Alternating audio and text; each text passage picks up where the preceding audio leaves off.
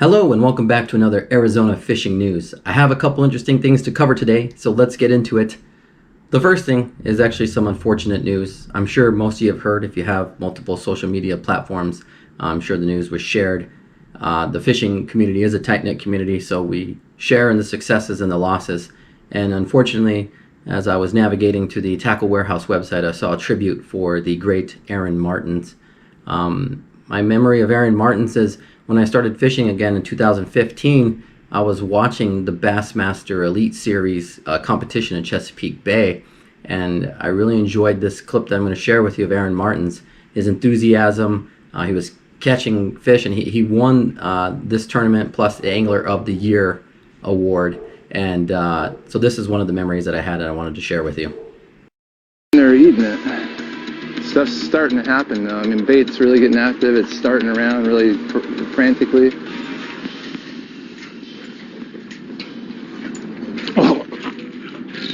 Oh my gosh!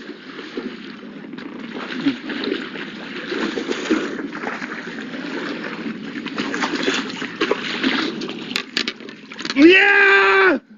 Wow! Oh my gosh! It came off of my hand in the water. That's 7 pounds. Woo! Oh my gosh! Oh! Just the excitement and the joy and the enthusiasm that came off of him. I felt that same passion, when I'm out fishing, catch a fish, and it just got me more excited to want to go out and catch fish. And at the time, I was still learning about lures, so I was watching very carefully what he was using. He was using a swim bait and a spinner bait, and so I immediately went out to the lakes and was using the same. Didn't have quite the same luck, but nonetheless, he was a professional fisherman, and I showed him the joy watching his success and enthusiasm around some of his great wins. So he'll be missed. All right, the next thing I wanted to discuss was there's a local YouTuber, Go Fishing, and he had an adventure where they caught a 12-pound, almost 13-pound bass, which is amazing, out of Roosevelt Lake. It's amazing to know that bass that large are in the lakes here in Arizona. I'm not going to show the catch on film, but if you go to the video, if you go to his channel and watch the video, the thumbnail already shows you the fish. He doesn't hide it from you. He doesn't try to do clickbait. He shows it immediately. It's the first catch in the video. I suggest you go and watch it, but I'll give you a little sneak peek of it right here. Oh gosh. Oh gosh. Oh my gosh! Get the net. Holy crap! Where is the net? So as I said, I'm not going to share the whole clip. I'm actually starting to wonder, what are the copyright things that I'm doing here with these videos. So if I show just a little bit, I'm not trying to plagiarize anyone's work or copyright strike anything, but they're just trying to get more views and more exposure to the things that are very interesting in the Arizona fishing realm. So great job, Go Fishing, and congratulations to your friend landing a nearly 13-pound bass. That's the catch of a lifetime, and amazing. And thank you for sharing that with us. It's excellent now that we have this day and age where we film our fishing adventures and we share them with others. So that way, we're not coming to just some bar or coffee shop and telling stories of a fish that I caught that was this big, because indeed he has evidence that he caught a fish that big.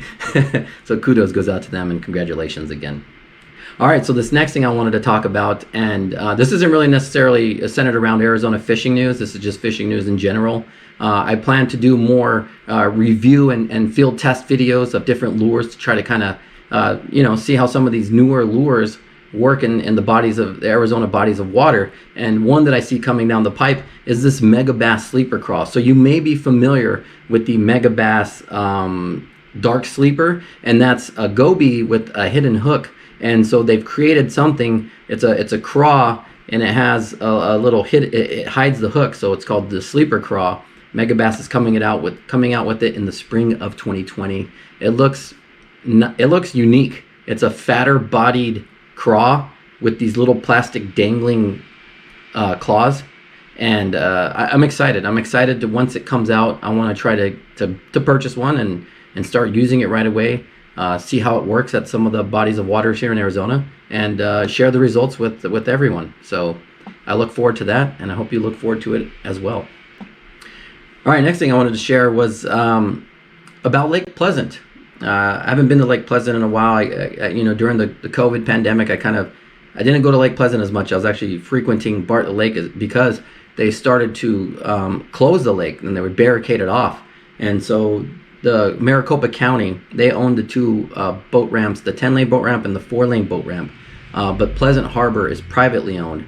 And as far as I know, that Pleasant Harbor is still open 24/7. But most of my memories of going out to Lake Pleasant were going out in some of the early hours or late hours, night fishing in the summer, and being able to access the lake, but doing it on the honor system, where you pay cash into an envelope. But if you go out to the 4-lane boat ramp, they now have it gated off, same as the 10-lane boat ramp, and they're only open certain hours. Currently, the 4-lane boat ramp is only open on weekends, Friday through Sunday, and the 10-lane boat ramp is only open from about 6 a.m. to 8 p.m. I do think that in the summer, if you get there before it closes, you can get on the lake, fish through the night, and then you'll be able to leave because the automatic gate does open. There's a sign that states, drive close to the gate and it will open for you, motion detection.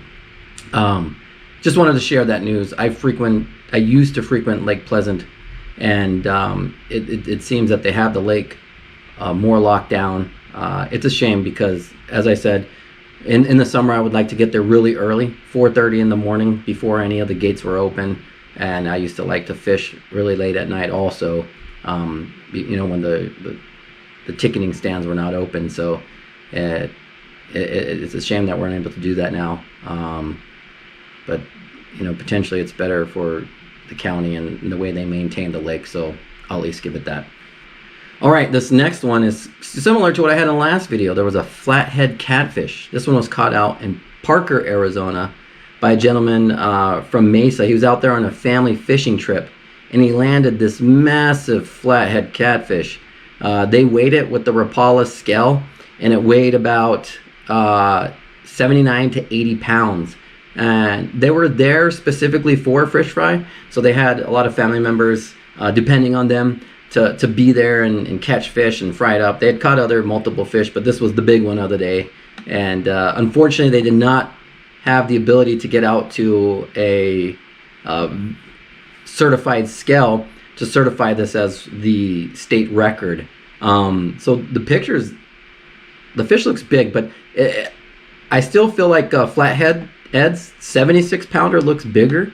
Maybe Ed's a smaller guy, but if you see in this clip right here, it just looks fat. Of course, we don't see the bottom end of this flathead. But yeah, their scale measuring it at 79, 80 pounds, that indeed would be the record. I questioned if it would be the state record for inland waters because it's in Parker. I feel like that's part of the Colorado chain of rivers. And I'm not trying to get technical nor take away anything from this gentleman's catch. And I mean, he put family first in this instance and said that, they continued to have the fish fry and they ate that 79 to 80 pound fish. Congratulations to them. They just enjoy the sport. They enjoy time with family, and that takes precedence over, having your name on a state record. But indeed, my hat tips to this gentleman. Good catch, and I'll acknowledge it. Let's find his name. It's here in the article, and let's give kudos to Mark Henry, fishing September 11th. Kudos to you, Mark Henry. I acknowledge you caught the state record flathead catfish. What an amazing catch. I don't know if that's going to be beat. That's a really big flathead. All right, so that wraps it up. That's all I had to cover today. I hope you guys enjoyed this video of Arizona fishing news. I'll continue to look for more interesting news and things that I can share about you in the great state of Arizona. And we went a little bit outside of the boundaries today, but anything that impacts the whole fishing community, I'll definitely try to share that also. Take care till the next video, and I'll see you guys. Don't forget to hit that like, subscribe, and bell notification. I appreciate you watching, and I'll see you with the next video.